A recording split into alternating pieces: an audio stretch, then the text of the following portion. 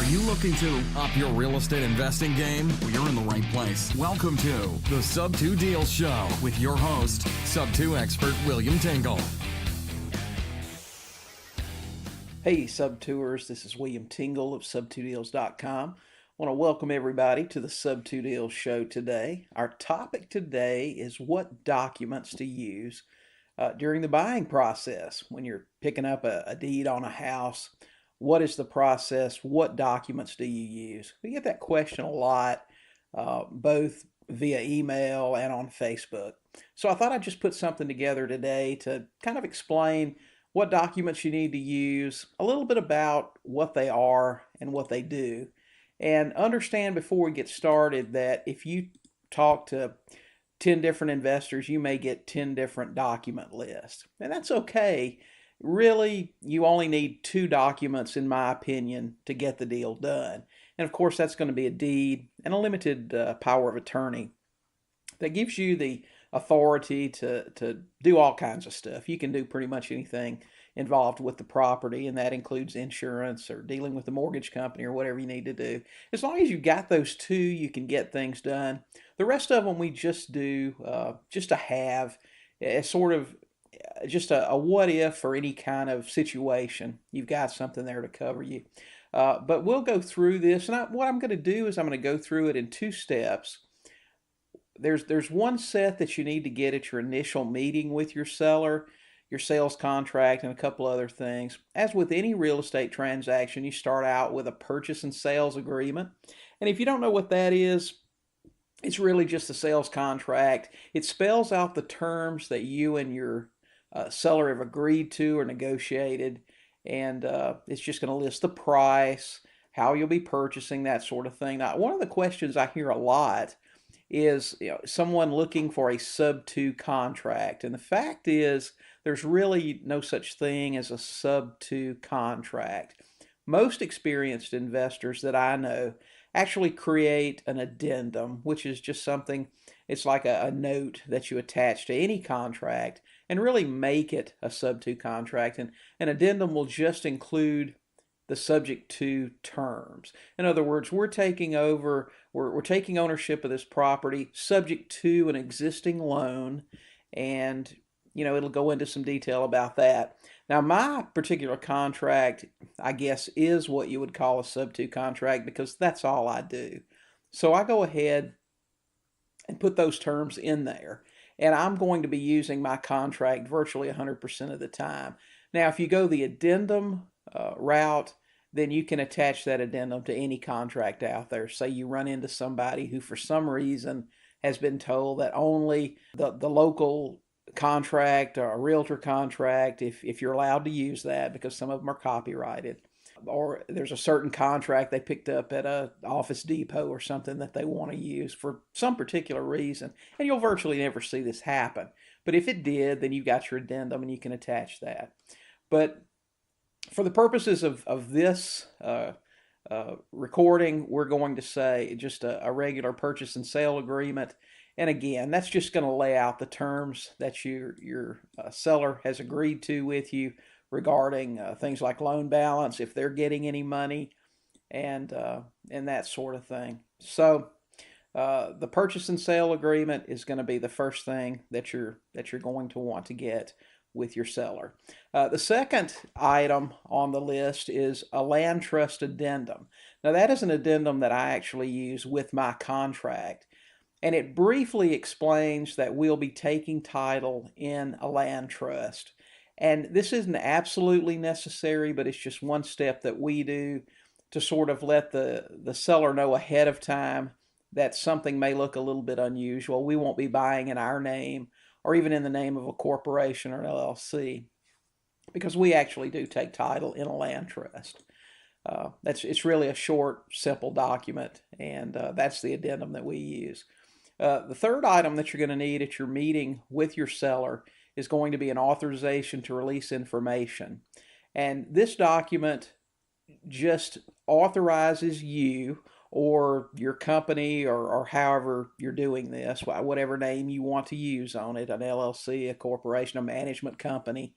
It authorizes you to speak to the mortgage company speak to the insurance company, whoever, about the loan. It's a simple document. It collects the seller's name, their date of birth, their social security number, and the name of the lender. If a property has more than one loan, you'll want to make sure and get one for each loan that's on there. And so we get that as well. Now, the next one is a limited power of attorney. And a limited power of attorney is a much stronger. What I've found is it's a lot easier to get things done with that than even the authorization to release. A limited power of attorney is limited and specific, relating just to the real estate. And sometimes when you sit a power of attorney down in front of a seller, they'll be like, okay, because it's a little bit serious when they see the words power of attorney. But what we always do is just point out it's limited and specific, only related to the real estate. And with that, we've just, never had any trouble getting it signed. But that will give you the authorization. When you show up with a power of attorney, it gives you a lot more leverage with lenders or anybody else that may not want to speak to you about the property. And the last document that we get from our seller at the first meeting is what I call the ultimate disclosure document. Several years ago, another investor that I knew had a document that had so many items. I mean, the seller had to attest to so many different things, from the basic I agree to the terms of the purchase and sale, to I'm not using any drugs at this time, I'm of sound mind, I haven't been declared insane. There were so many things on it, it was almost comical. And I took that document and modified it and added some things. Of course, over time you run into all kind of things, and actually use that today. If you ever run into a problem down the road, and thankfully we really haven't, but if you ever did, I can't imagine a judge looking at this document and finding any way for the seller to wiggle out and say, well, I didn't know because of. By the time they initial and sign off on this thing, that would be pretty hard to do. So those are the documents that we get at our initial meeting. Now, a couple of other things that we like to get, if we can, is the closing package from when the seller purchased the home. If you've been to a closing before, you leave with this thick folder full of a copy of all the paperwork, the note, the deed of trust or mortgage, depending on whatever state you're in, and the deed, a copy of the deed, and all of the mortgage information. That's really handy to have in your due diligence process. Now, unfortunately, most people buy a house, they file it away in the attic somewhere, and they forget about it. And I found that to be the case. But occasionally, you will find sellers that'll have that, and they can produce that for you, and it really makes the process a lot simpler. And plus, I mean, you'll have that in your file going forward, so if you ever need to refer to it, copies of surveys, all kinds of things. So it's really handy if you can find that. If you can't get it, okay, it's not a deal breaker, but that is something that you need to ask for. Also, we ask for correspondence from attorneys and lenders, any letters they've gotten or cards. It kind of lets us know where things are with the mortgage, coupon books or statements from the lender, and that sort of thing. Now, that's the kind of stuff that you want to get from your seller when you first meet with them and sit down with them. Now, do you have to get all of that stuff? Well, absolutely not. Like I said, if you can get the purchase and sale agreement and the limited and specific power of attorney, then you can probably be well on your way to taking care of things. So you'll collect your documents, you'll go out and do your due diligence and check out everything that you need to check out on the property. And that's a subject, an entire subject for another day. But those are the documents that you would need to get started. Now, once your due diligence is complete, you're going to want to meet with the seller for your closing. And of course, you can do a closing yourself. You can call a mobile notary to come take care of that stuff for you. If you invest remotely like I do and you won't be there, then you're going to rely on mobile notaries and perhaps attorneys if you do closings in office. Most of ours that we do are going to be with a mobile notary just for convenience for the seller and just to expedite the process. Title companies, of course, don't be afraid, especially in the beginning, title companies or attorneys. What I'm finding in most markets, though, now is that a lot of title companies and attorneys just refuse to do a subject to closing just for liability purposes, and I guess I understand that. But if you do find one that will, and especially when you're getting started, it's probably a really good idea to go ahead and use those guys for a lot of reasons. The main reasons being you being new, you may overlook something, and while you can probably go back and correct it, on the case that you couldn't, they would be on the hook for that if it were overlooked. Also, just the credibility factor. When you're sitting down with new sellers and you're new, you want to be able to say, "Hey, I closed with so and so and so and so downtown." It just adds that degree of credibility to your business. And then if there were problems later down the road with the seller for some reason, you closed with XYZ title, and they may be involved in the litigation in some way, and of course they've got high dollar attorneys probably right there in the office, so that may help you out. But if you have to do it yourself, of course you can do it. There are only a few documents that you need to get things closed. A mobile notary, because of course if you're a notary, you can't notarize documents yourself, so you'll want to have a notary there to take care of those things. The documents that you'll need first are a warranty deed, and of course the deed is what is going to convey ownership from the seller to you. We always get a warranty deed when we buy, and always want to use a quitclaim deed when you sell. You want a warranty deed because the seller's guaranteeing good title to you. And in most cases, a seller will have been forced to buy title insurance during the purchase of their property. The lender would require that. So going back from the seller back, you have insured title. Now, if you decide that you want title insurance on the property coming from the seller to you, you will just about have to close with a closing attorney. But always get a warranty deed. It is the best deed, the strongest deed that you can get, and that is what you want to get. A HUD-1 settlement statement.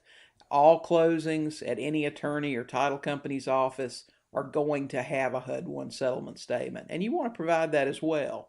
Now, HUD-1s are easy to get, fillable forms you can find all over the internet, and we also have one in our resources section of sub2deals.com. You can go and download that and use it. A tax form, if you're in a state, and I guess virtually all of them do now, that charges transfer tax, you're going to need to fill out a tax form. And most states that do charge transfer tax are going to require that form when you go to file your deed. So you'll need to have it or they won't let you file your deed. Now, regarding trusts, there are instances where deeding a property from a seller to a trust may avoid a transfer tax. Is that something you can do? I don't know. Some states allow it, some don't. That's the sort of thing that you're going to need to find out at the courthouse. When you ask the question, if Joe Smith transfers property into a trust, does that trigger a transfer tax? Someone at the Superior Court Clerk's office, or whatever they call the deed registrar in your state, will be able to answer that question for you. So, but you'll still need the tax form, and you would fill out on there that there was zero transfer tax. The due on sale disclosure. Disclosures are so important in what we do. Now, I hear a lot of investors will come in and say, well, I've got this disclosure and that disclosure, so, I'm safe. Well, that's not really the case. Disclosures are more to make certain that the seller understands completely what's going on. Don't use them as a get out of jail card if you operate your business in a manner that's not professional and that takes advantage of people. The due on sale disclosure is simply a form that's going to let the seller know and understand completely that there is a due on sale clause in their mortgage. Yes, the bank can call the loan due, and what'll happen if that takes place. and the steps that you're going to take to make sure it doesn't happen, and the steps that you expect them to take to make sure that it doesn't happen. It shouldn't be a problem. It probably won't be. Listen to the podcast on due on sale to learn more about the due on sale clause. But the due on sale disclosure just lays out those terms and lets them know what to expect. We also have the seller complete a seller's affidavit, which just states, as in most closings where they have those, that the seller hasn't borrowed any money against the property, hasn't had any work done to the property that hasn't been paid for, and hasn't done anything in the last 6 months to cause any liens to be on the property that may not be on record right now. So they're just kind of testifying to that fact. Again, the limited and specific power of attorney, if you did not get it at the initial meeting, if you just got the authorization, now would be the time to get that. And then we also have another disclosure document that lays out the terms of how we're buying the property, the due on sale, anything else that could go wrong, and just, again, disclosure, disclosure, disclosure. They sign multiple documents. All of the disclosures pretty much laying out the same thing, just in different verbiage, just to make sure they have a complete understanding. And then the final document that we get is something I created several years ago that I call a seller course of recourse. And what happened was, I don't know, it must have been 2007, 2008. The state of North Carolina, the Attorney General there, started having a big problem with subject to transactions. And everybody got really scared that, well, hey, you're not going to be able to do subject twos anymore. What are we going to do? What it came down to was the Attorney General's big problem with subject to transactions was that sellers were deeding their property away. They had no more rights to the property, but they still were on the hook for the mortgage. And if the investor didn't pay, there was no recourse. And I said, well, gee, it seems to me like the way to fix this is to give the seller recourse. So I created a document that lays out some terms on, if the investor fails to pay, the steps that the seller needs to take to get title to the property back fairly expeditiously, so it doesn't drag on for months. There doesn't have to be a lawsuit involved. The seller can take a couple of steps, and they should be able to work things out if the investor isn't performing as promised. So I call it a seller course of recourse document. We have our sellers sign that. They seem to appreciate the fact that we're giving them some sort of way to correct the problem if there becomes a problem, without having to resort to going to an attorney to do it. So that's really it. It's really pretty simple. As you can see, you only need a couple of documents in the beginning, and then you have the ones here. So again, at the second meeting, when you're actually getting title, when you're actually having your closing, you want a warranty deed, a HUD-1 settlement statement, a transfer tax form if your state requires it, a due on sale disclosure, a seller's affidavit, a limited power of attorney if you didn't get it at the initial meeting, an authorization to release information, a second disclosure document, and a seller course of recourse. At your initial meeting, you're going to get your sales contract. You're going to get an authorization to release and a limited power of attorney, if you can, at that time. You're going to get the ultimate disclosure document, and you're going to be pretty much ready to go. If you have any questions about this, of course, you can contact me via sub2deals.com, or of course find us on Facebook as well. All of these documents and complete explanations of how to use them, how to fill them out, can be gotten with the Ultimate Sub2 Guidebook that you can also find at sub2deals.com. So hope this answers some questions about what documents to use when you're closing a Sub2 transaction. It's really not a complicated process. There are some other things. If you're going to use a trust, of course, there are going to be a few more documents. Trust is, of course, another conversation for another day. But if you're going to take title in your trust, in your LLC, in your corporation, or even in your own name personally, and some investors do that, and they're just fine with it, that is going to be your grantee. It's a really simple process. Just know what forms to use and how to use them. And if I can help in any way, just let me know. Until next time, get out there and buy some houses. Thanks so much for listening to this episode of the Sub 2 Deals Show with William Tingle. If you enjoyed today's episode, please leave a review and subscribe. And for more great content and to stay up to date, visit sub2deals.com, on Facebook at Sub 2 Deals. We'll catch you next time.